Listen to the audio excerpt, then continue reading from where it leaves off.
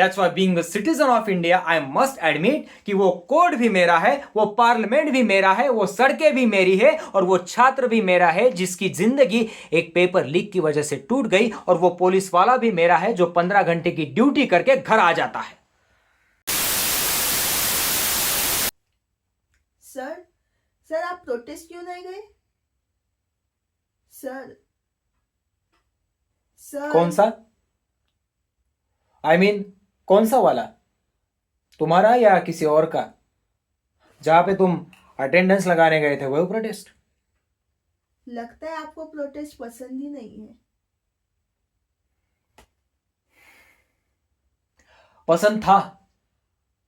गया था मैं एक बार प्रोटेस्ट में, मेरे वाले प्रोटेस्ट में गया था, भीड़ में चला था, नारे लगाए थे, सरकार से सवाल पूछे थे, नुक्कड़ नाटक भी किया था और मैंने एक गाना भी गाया था। हो गई है पीर पर्वत सी पिघलनी चाहिए, इस हिमालय से कोई गंगा निकलनी चाहिए। गया था मैं प्रोटेस्ट में। मैं सोचता था सब कुछ बदल जाएगा, सब अच्छा होगा, लेकिन घंटा कुछ बदलता नहीं है। बदलते हैं सिर्फ पोस्टर्स, हैशटैग्स, ट्रेंड्स और तुम्हारे मेरे जैसे नए चेहरे इस्तेमाल होने वाले। और अब मुझे भनक भी लग जाए ना कोई मेरा इस्तेमाल कर रहा है तो मैं वहां से निकल लेता। मेरा छोड़ो, तुम्हारा बताओ, तुम किस पे गुस्सा होके आए हो? अच्छा एक बात बताओ, ये तुम्हारा गुस्सा अपना भी है या फॉरवर्डेड है? ये कैसी बात कर रहे हो सर आप? आपको किसी पर भरोसा ही नहीं है ना? अपनी अकल पर। क्योंकि जब ये अकल ठिकाने आई तब पता चला कि कंधा मेरा था लेकिन गन कोई और चला रहा था, बंदूक किसी और की थी। और तभी मैंने तय कर लिया कि अब यह कंधा सिर्फ अपने बाप के अर्थी को दूंगा, किसी के एजेंडा या फिर किसी के आइडियोलॉजी को नहीं। तुम्हें क्या लगता है तुम्हारे व्यूज, तुम्हारे ओपिनियंस ये तुम्हारे अपने हैं? बिल्कुल नहीं। तुम भीड़ का सिर्फ एक छोटा सा हिस्सा हो। वही भीड़ जिसका कोई चेहरा नहीं है। एक्चुअली भीड़ का कोई चेहरा होता ही नहीं है।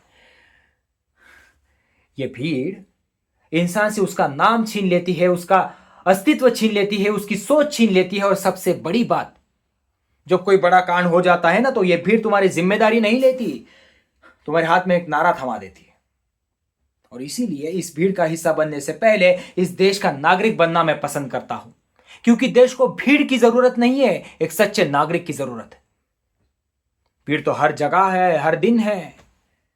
यह भीड़ शोर बढ़ा सकती है, आवाज बढ़ा सकती है, इको बढ़ा सकती है, लेकिन एक सच्चा नागरिक सिर्फ देश बदल सकता है। That's why being a citizen of India I must admit कि वो कोड भी मेरा है, वो पार्लियामेंट भी मेरा है, वो सड़कें भी मेरी है और वो छात्र भी मेरा है जिसकी जिंदगी एक पेपर लीक की वजह से टूट गई, और वो पुलिस वाला भी मेरा है जो 15 घंटे की ड्यूटी करके घर आ जाता है। तो फिर इस सब में आप किस तरफ से हो? उस तरफ जहां पे मेरा विवेक ज्यादा अहमियत रखता है, मेरे गुस्से से।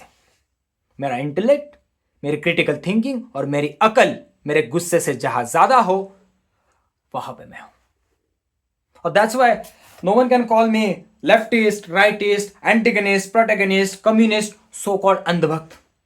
कोई मुझे लेबल नहीं लगा सकता क्योंकि मैं व्यक्ति हूं। तो आपको क्या लगता है सच क्या है फिर? सच सच क्या है? इस देश में सच ही तो ट्रेजेडी है। कुछ साल बाद ना इस देश में एक ऐप चलेगा, रेंट ट्रूथ।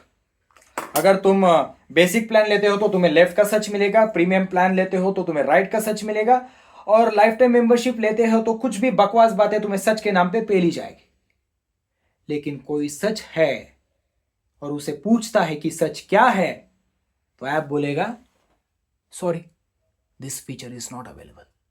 और ये ट्रेजेडी है। ट्रेजेडी?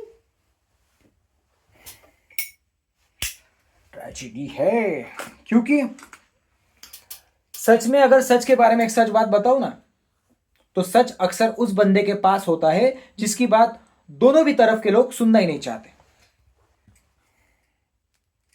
मीडिया के सामने किताब लेकर खड़े होना, फोटो खिंचवाना आसान बात है, लेकिन उसी किताब का इस्तेमाल करके लोगों को सही राह दिखाना मुश्किल है ना? अब तुम पूछोगे कि मैं क्या कर सकता, तुम एक ही बात कर सकते हो। जब पूरा देश दो आवाजों में बंटने लगे, तब तुम तीसरी आवाज बनना, क्योंकि शोर हमेशा दो तरफ से आने लगता है और उसी टाइम सच बीच में अकेला खड़ा होता है। और उसी सच को अपने जमीर के साथ जगाए रखना, भीड़ के लिए नहीं, देश के लिए।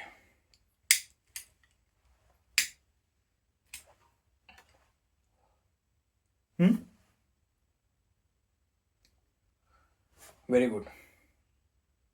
सुन, किसी के हाथ की सिगरेट भी मत बनना।